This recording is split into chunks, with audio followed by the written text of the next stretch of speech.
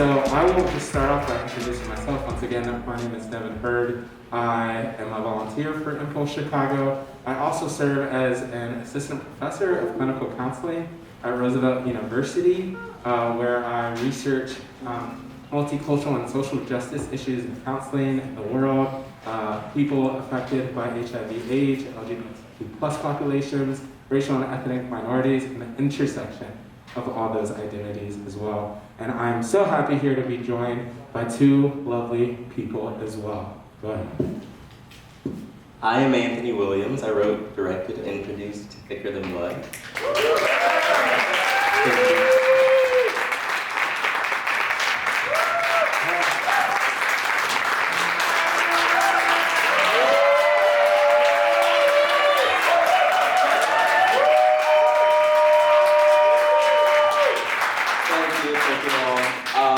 And I am also a board member with Impulse Chicago. My name is Jim Rakuchik. I am the medical director for AIDS Healthcare Foundation. I'm a HIV specialist and a primary care doctor that had the privilege of opening up a nonprofit clinic in Lakeview November 2020, and I get to provide care for a lot of people living with HIV. It's an awesome gig. A lot of our patients are uninsured, undocumented immigrants, or just people struggling to pay for their care, and it's the best place I could imagine being. Yeah.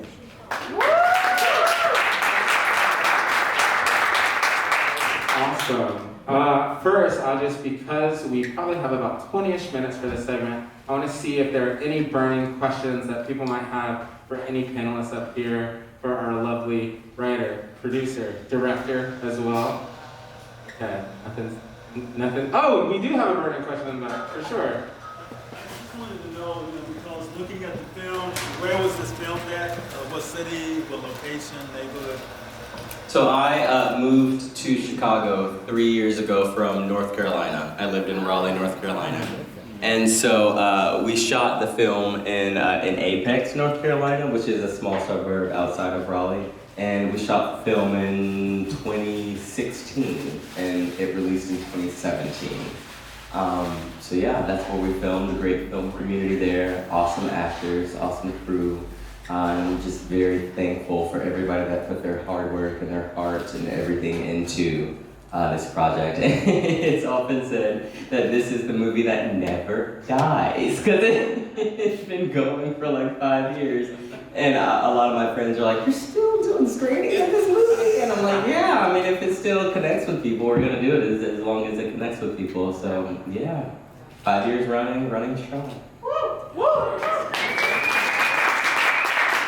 We live for longevity and sustainability. So Oh, yes. Girls stay booked and busy. Love I it. see a hand there. Perfect. Go ahead, please.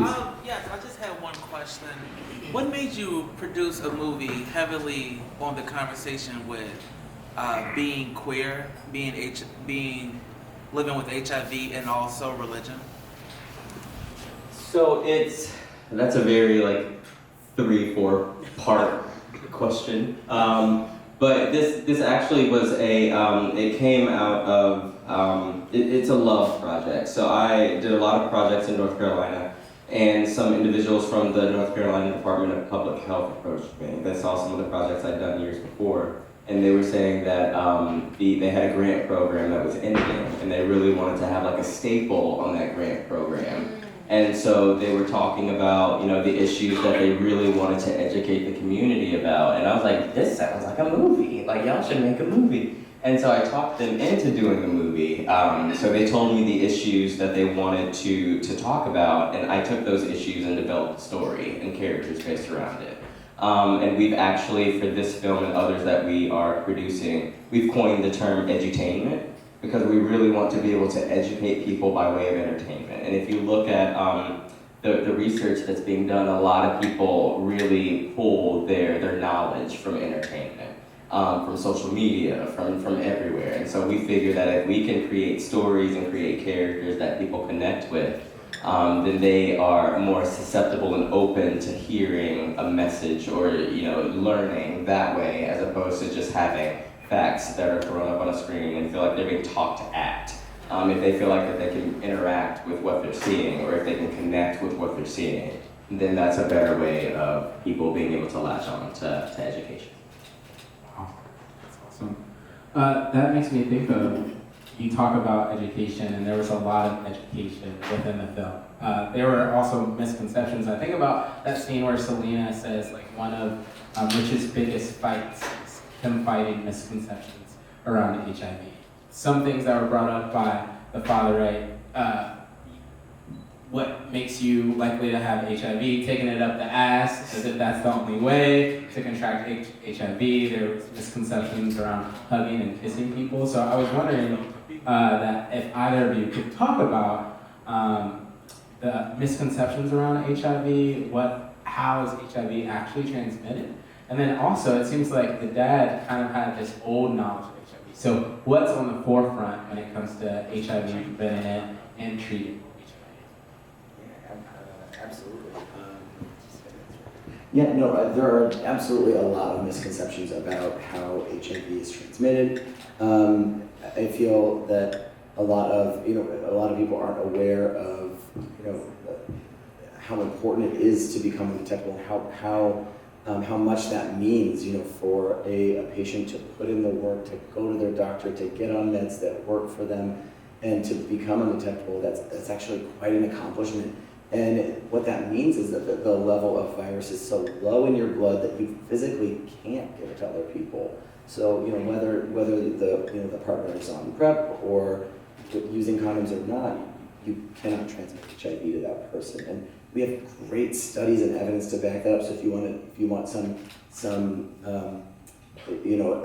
to help you if you're having conversations with people and you're trying to educate them, I think that a lot of the fear about HIV comes from lack of knowledge. So providing people with evidence like the Partner Study, which is a study from 2011 to 2017 in San Francisco that documented all of these homosexual couples who had condomless sex.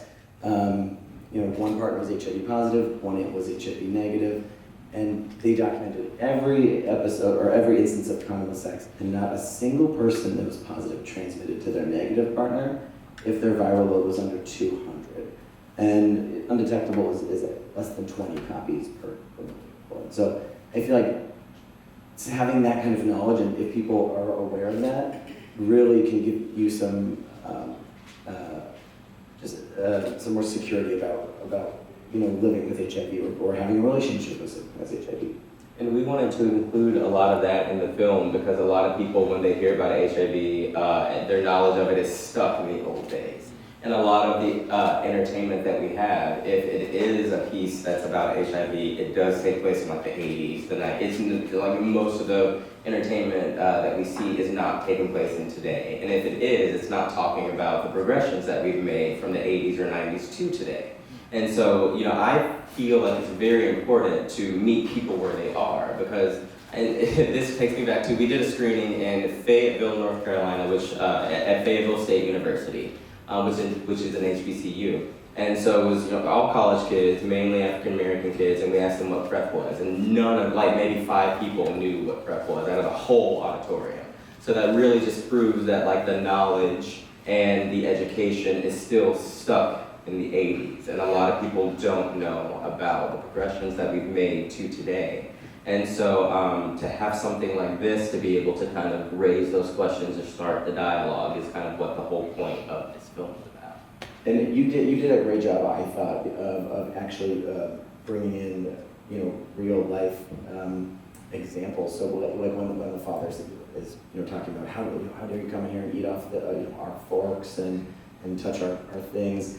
People actually come to me and ask me to put them on post-exposure prophylaxis for things that they couldn't get HIV, like exposures that aren't real exposures, so they couldn't actually contract HIV. And I have to explain that, almost on a daily basis to people. But if there was just more knowledge and really just more transparency about those things, I think that would help so much. What are forms of, preventative measures that are open to folks now? Yeah, so I think in addition to Truvada, there's also Descovy, which is very, very similar. Truvada, a lot of the studies we have use Truvada just because it's, or generic Truvada just because it's more readily available. So a lot of things are, like the standard is really Truvada, and the data that we have is based off of that. But aside from just oral prep, now we have injectable prep. I haven't gotten any patients on it yet because it's really expensive. But I do an injectable HIV treatment, and that's actually really cool. So instead of taking a pill every day, for some patients that it's appropriate for, you can actually do an injection now every other month. And that is also used for PrEP as well, at least one of those drugs. And it'll be very exciting as that becomes more available to the public. Absolutely. I had more of a filmmaker's question inside one of the final scenes where you see the father looking at Jordy, I believe, and then he sees him as a child rather than as an adult. But when he sees him as an adult, his face darkens again.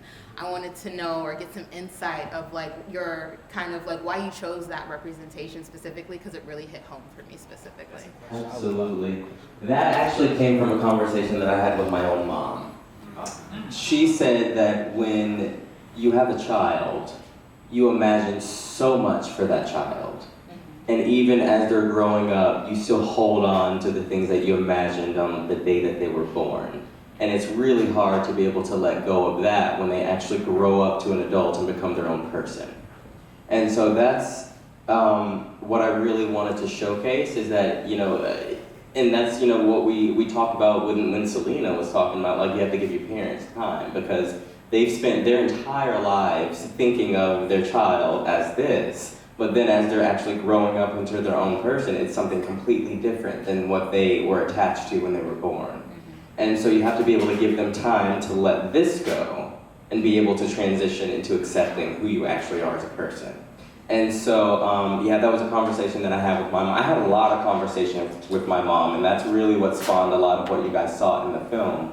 A lot of myself is in this, almost in every character. And to be able to see that a lot of other people connect with that, I know that this is something that a lot of parents and children are able to connect with, because they have that with their own family. So that's where that came from. Thank you. Yeah, I absolutely. really appreciate it.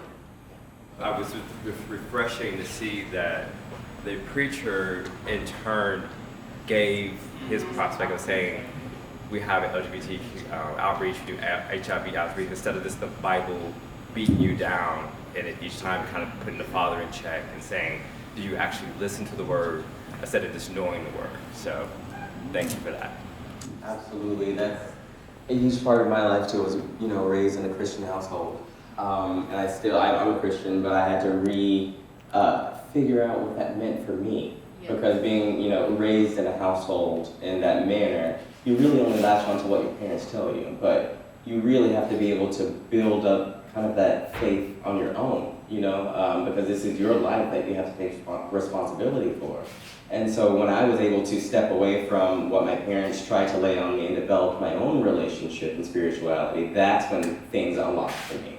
That's when I was able to really see that I, as a person, am loved, and that I, as a gay man, am loved, and that I'm not hated, all of that, it really just opened my brain to something completely different. And I was watching something last night, and I like to share that if you think about it, in the history of the world, in the history of Earth, there have been, I think, estimated 110 billion people that have lived on the Earth in the history of the Earth.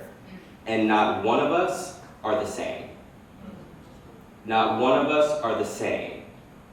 And so if you think about your DNA, how you feel as a person, who you are, the individuality that you have as an individual, how can a creator who created you as an individual hate you? It's just absolutely impossible. If somebody took so much time to think about your individuality and who you are as a person, it's just not possible. And so when that unlocked in my brain for me, everything else about life just really opened up. And so I really feel like that we, as a community, have been so hurt by the church, hurt by religion, and if we are able to accept spirituality. My definition of spirituality, my view of spirituality, religion is the construct that people place on spirituality. Spirituality is the relationship that you have with your higher power. And that's the relationship that you and your higher power have together. It's not based on anybody else's interaction with that. So once I was able to separate the two and really develop my spirituality based on my life experiences and not somebody else's life experiences, that's when everything else opened up to me. And I realized that I'm loved for who I am. My life is not a mistake. My life is not a waste. And I am here for a reason and here for a purpose. So I really feel like that came from me. I love you sharing that, and I appreciate that question and thinking about the Black church and the role of the Black church, right? And research has shown that it can be super helpful as social supports, right? And to have support in that way, but also I think what I appreciate about your film, we see glimpses of why the Black church can also not be so helpful depending on the message you have, but the messenger. But I love how you created that spirituality for yourself, which has been shown in research specifically with Black MSM to be a necessary process in spiritual.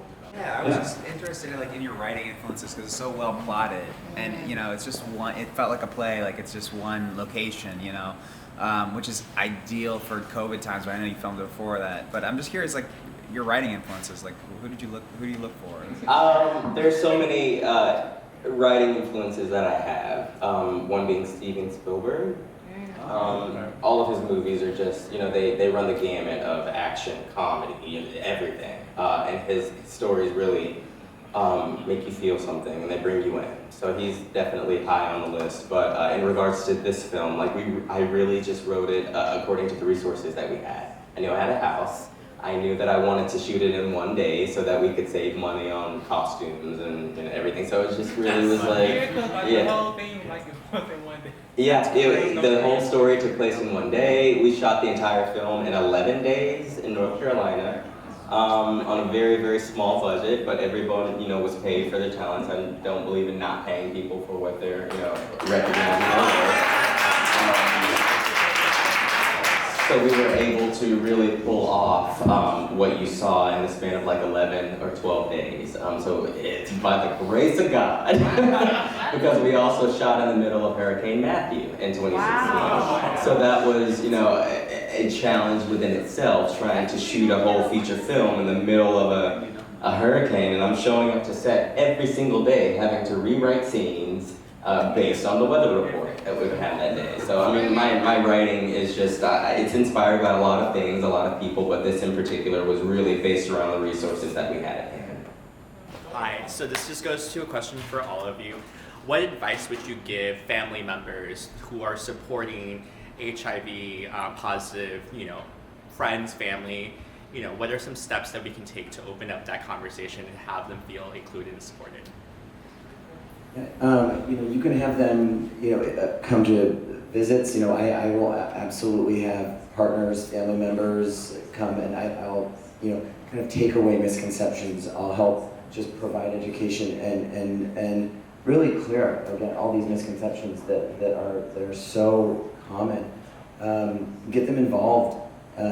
Absolutely, that's the best way to normalize it. We need to really take away this stigma. And if we don't talk about things, then how are they going to get fixed? Mm-hmm. I think, to add on to that, just invite people into your world. I think, one of the scenes with Richie in the bathroom, he was like, don't tell anybody. Don't tell anybody. But the fact that, a lot of this is swept under the rug, I think also plays into, misconceptions and everything else, because there aren't examples.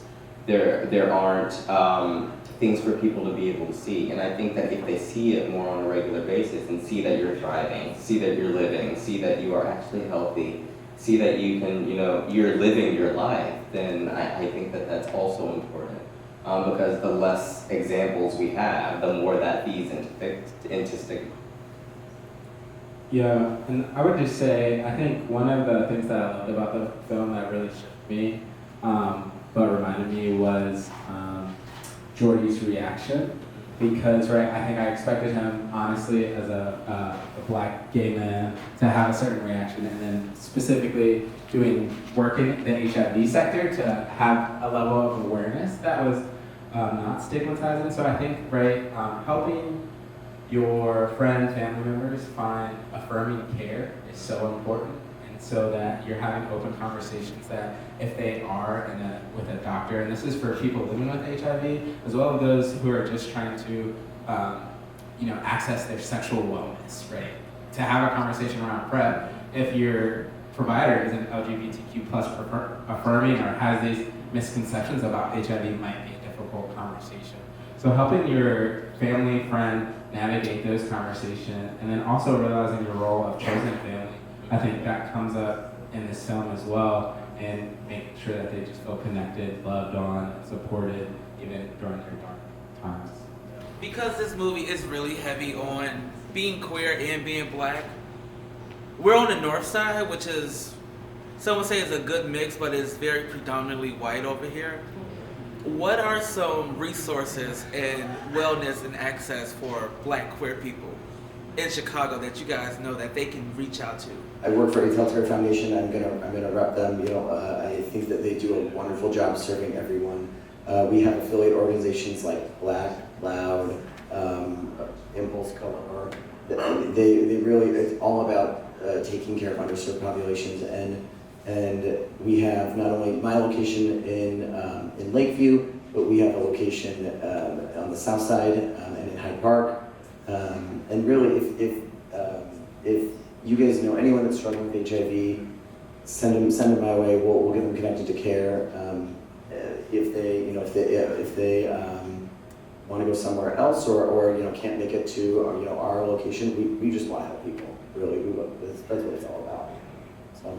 Yeah, I don't know the shade or the tea because there's like resources, but I know there are several facilities on the south side, right, specifically on like 63rd, I can think of Howard Brown, but also Chicago House, and I think we got some people repping Chicago House here, right? There are places where you can access that are, especially if you're, I want to say, kind of on the red line, right? What are you just saying? Southside Health Center as well, right? And they also have mobile testing units also to make access more available. Everybody knows about like AA or NA, so like Alcoholics Anonymous or Narcotics Anonymous. Is there any group or social interaction for those who are HIV positive or those who want to help support HIV positive patients? I know the Center on Halsted actually does a great job. They have, are you guys familiar with the Center on Halsted?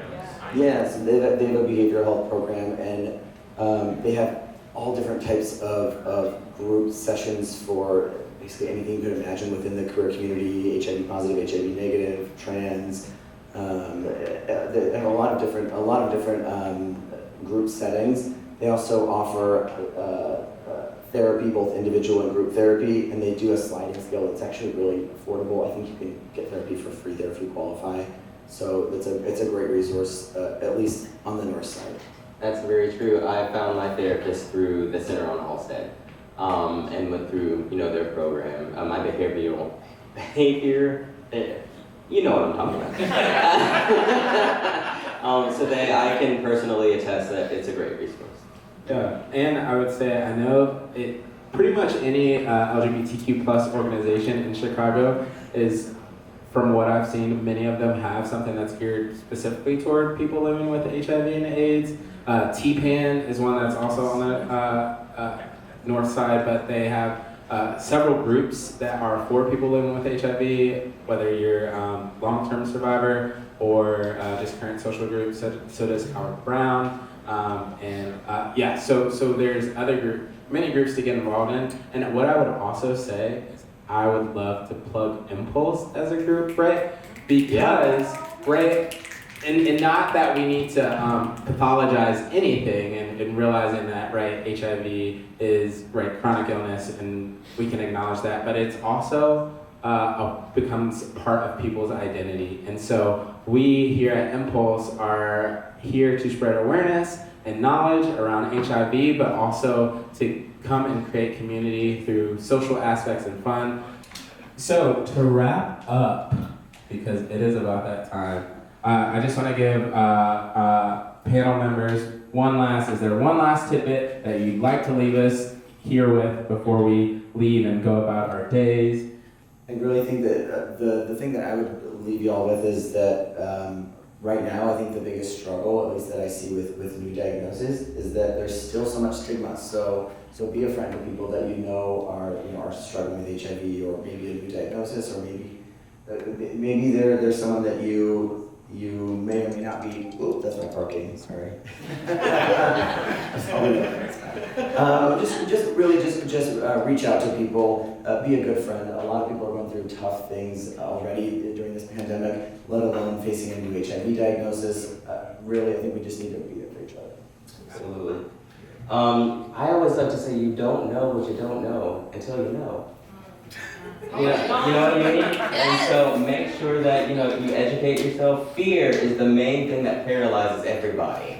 And so if you can, we will never be able to move through life without fear. Fear is always going to be there. So if you can learn to move through it as opposed to trying to remove it, then you can actually be able to accomplish so much more. So if you can work through your fear of the unknown and help people to get educated about things, and then be willing to educate people about things, then we could be in such a better place. I love that. The last thing I would say is everything exists on Google. Everything is Googleable, right? Be careful. Well, I say that to say, right, the onus is usually on the people who are marginalized, like to explain things. But Selena said it herself. She said she heard from Rich, and she was like, I did my own research. So I say that to say, right, empower yourselves to make informed decisions about your own care. So we're gonna give some announcements. I'm gonna have Andre come up to give some announcements, but can we give a round of applause?